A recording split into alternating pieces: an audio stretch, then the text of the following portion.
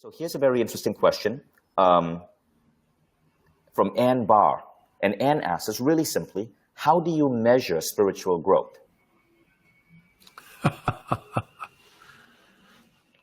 By how little you need. By how little you imagine yourself to require to be totally, perfectly, and wonderfully joyous, happy, fulfilling, and to be the source. You measure your spiritual growth by how few negative thoughts pass through your mind. A person who's spiritually awake never has another negative thought. They never have another moment of inner desire for something they think without which they can't be happy. We measure our spiritual growth by how much of our life is turned toward the real purpose and the real agenda of the soul.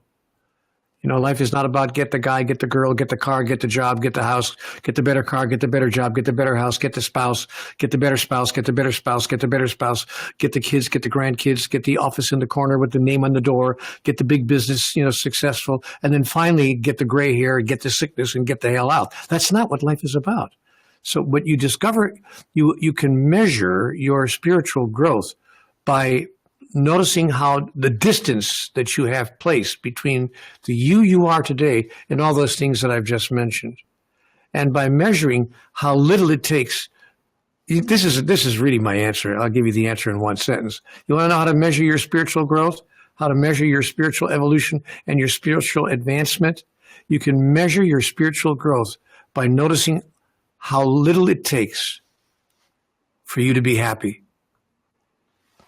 When your happiness expands in direct reverse proportion to what it takes to make you happy.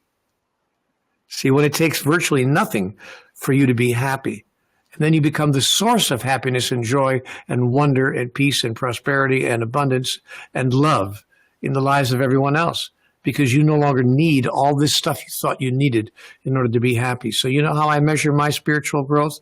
I notice that less and less every day, less and less is required by me to be the thing that I call joyous, peaceful, and happy. So there's a direct inverse ratio.